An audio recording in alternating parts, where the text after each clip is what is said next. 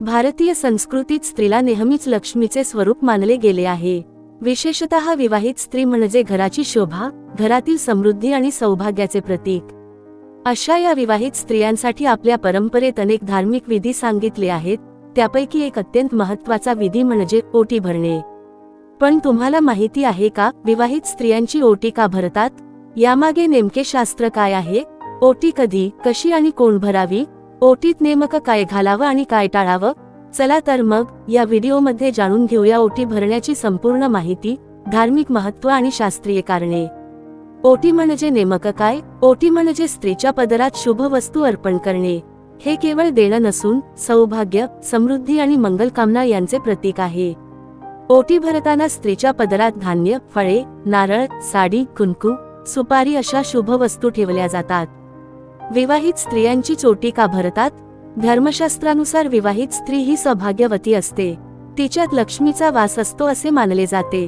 त्यामुळे तिची ओटी भरल्याने घरात सुख समृद्धी नांदते, सौभाग्य वाढते, नकारात्मक शक्ती दूर राहतात, देवदेवतांचा आशीर्वाद मिळतो। म्हणूनच सण, व्रत, पूजा, हळदी कुंकू, सत्यनारायण पूजा, वटसावित्री, हरतालिका, संक्रांत अशा प्रसंगी ओटी भरण्याची परंपरा आहे।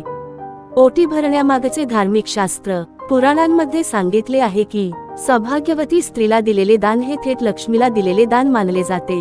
ओटी भरणे म्हणजे केवळ वस्तू देणे नव्हे, तर अहंकार सोडणे, कृतज्ञता व्यक्त करणे, स्त्रीत्वाचा सन्मान करणे, यामुळे पुण्यसंचय वाढतो असे मानले जाते। ओटीत काय काय असावे? ओटी भरताना खालील वस्तू असाव्यात: नारळ, फळे, केळी, सफरचंद, संत्री, धान्य, तांदूळ, गहू, डाळ, कुंकू, सुपारी, साडी किंवा ओटीचा कपा, गोड पदार्थ। प्रत्येक वस्तू समृद्धी आणि भरभराटीचे प्रतीक आहे। ओटी भरताना काय टाळावे? तुटलेल्या किंवा खराब वस्तू, प्लास्टिक वस्तू, काटेरी फळे, रिकामी ओटी या गोष्टी शुभ मानल्या जात नाहीत। ओटी भरण्याचे फायदे: घरात सकारात्मक ऊर्जा वाढते, आर्थिक स्थैर्य मिळते, वैवाहिक जीवनात सुखद शांती राहते, मनःशांती आणि समाधान मिळते। ओटी भरणे ही केवळ एक परंपरा नसून स्त्रीच्या सन्मानाची, कृतज्ञतेची आणि संस्कृतीची ओळख आहे।